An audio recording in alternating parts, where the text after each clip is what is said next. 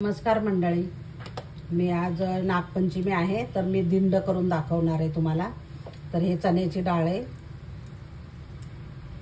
तर आमच्या गावाकडे ना आई आमची अशीच करायची दिंड, कारण नैवेद्यासाठी हे लागतातच दिंड, त्याच्यामुळे मी तुम्हाला हे दिंड करून दाखवणार आहे। तर त्याच्यासाठी मी 1 कप डाळ घेतलेली, ती स्वच्छ धुवून घेणार आहे मी। हे बघा मंडळी, स्वच्छ धुवून घेतली मी चाळणीतनं।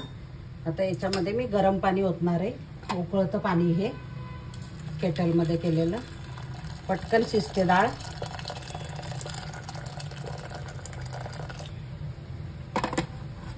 थोडीशी हळद टाकायची, अर्धा चमचा, आणि थोडंसं तेल टाकायचं,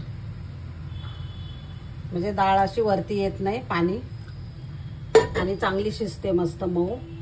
तर त्याच्यासाठी मी आता हे गॅसवर ठेवायचं, 3-4 शिट्ट्या करून घेते, म्हणजे चांगली व्यवस्थित शिजते।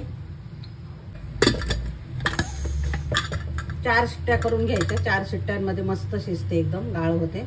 तर आता गॅसवर ठेवते। हे बघा मंडळी, 1 शिट्टी झाली। तर तुमच्याकडे काय करतात नागपंचमीला मला कमेंटमध्ये नक्की सांगा मंडळी। तुम्हाला नागपंचमीच्या खूप खूप शुभेच्छा सर्वांना। तर आता डाळीच्या 2 शिट्ट्या झालेल्या आहेत, आता मी आणखीन 2 होऊन देणार आहे। मंडळी, दिंड करण्यासाठी मी कणिक भिजवून घेते। तर मीठ टाकायचं, हळद घालायची, थोडंसं पाणी टाकायचं, कणिक घालायचे,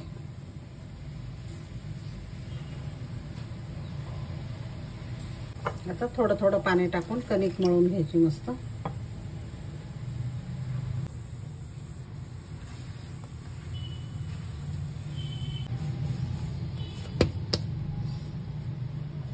जरा घट्टच ठेवायची, कारण दिंडासाठी थोडी घट्ट असते आणि पुरणपोळीसाठी पातळ असते। तर मी अशा प्रकारे मळून घेतलेली कणिक।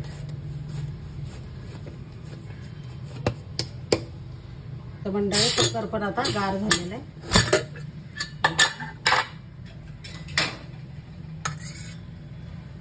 शिजलेली आहे डाळ पण, हे बघा चांगली शिजली आहे मस्त।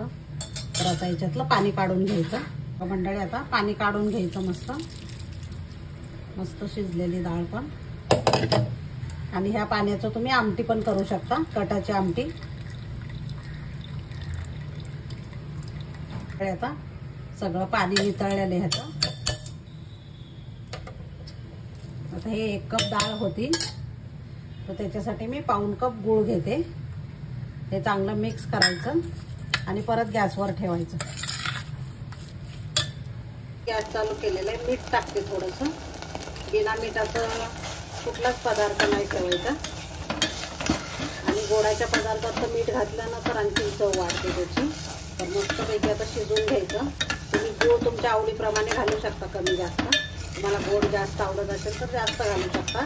1 कप डाळ असेल तर 1 कप गूळ घालू शकता। तर मी पाऊण कप घातलेलं आहे।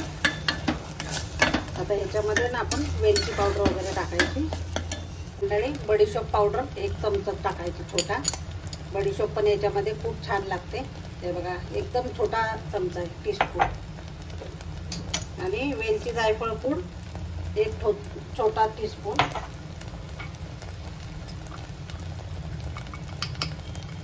आणि हे अद्रकची पावडर आहे, मी घरीच केलेली, ती पण 1 टीस्पून टाकायची। आणि मस्त मिक्स करून घ्यायचं चांगलं।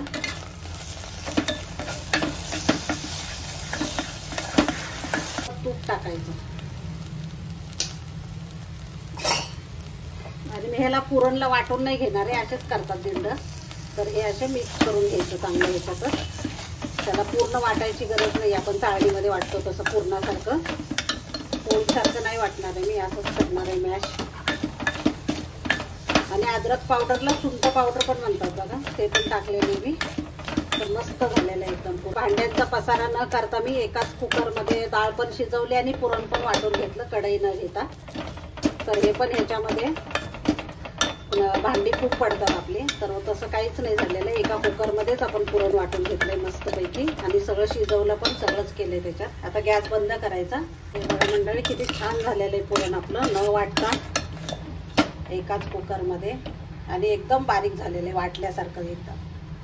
तर या पद्धतीने तुम्ही नक्की करा आणि तुम्ही कसे करता दिंड मला ते पण सांगा, कारण आमच्याकडे तरी अशी पद्धत आहे.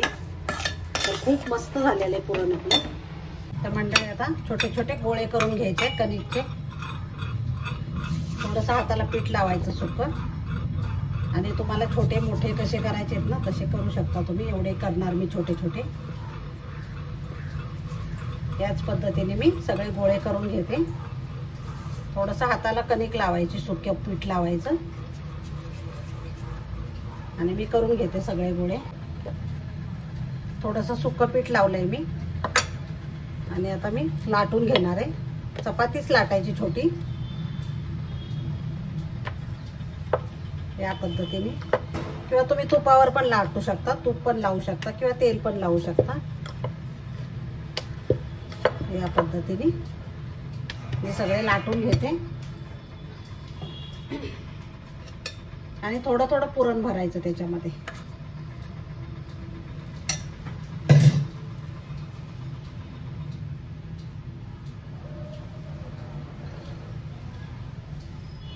आणि हे अशा पद्धतीने करंजी करतो ना आपण, त्या पद्धतीने दुमडून घ्यायचं.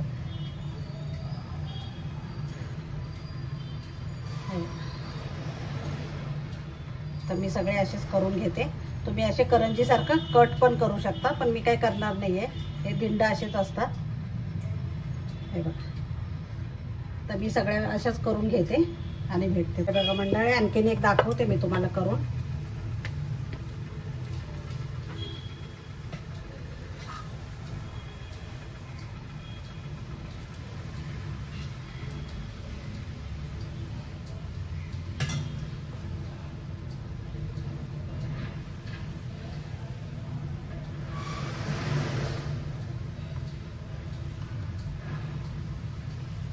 कोण कोण गुळाचे पण करतात, नुसतं गुळ घालतात त्याच्यामध्ये.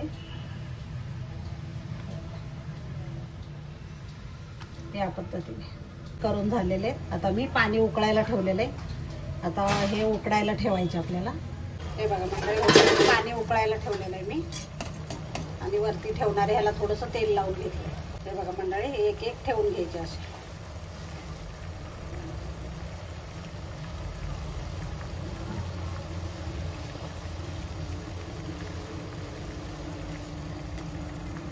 आणि झाकण ठेवायचं वरून.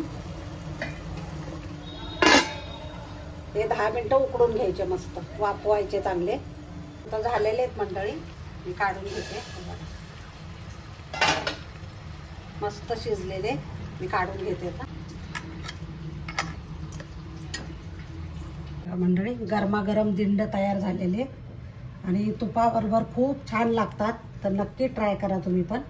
मी दाखवते तुम्हाला तोडून, किती मऊ लुसलुशीत झालेले आहेत. हे बघा, खूप सुंदर झालेले. तर तुपाबरोबर तुम्ही खाऊ शकता, गरम गरम एकदम मस्त, आणि नैवेद्याला पण खूप छान आहेत. तर नक्की आज पंचमीला करून बघा तुम्ही. तर माझा व्हिडिओ आवडला असेल तर लाईक, शेअर आणि सबस्क्राईब करायला विसरू नका. धन्यवाद.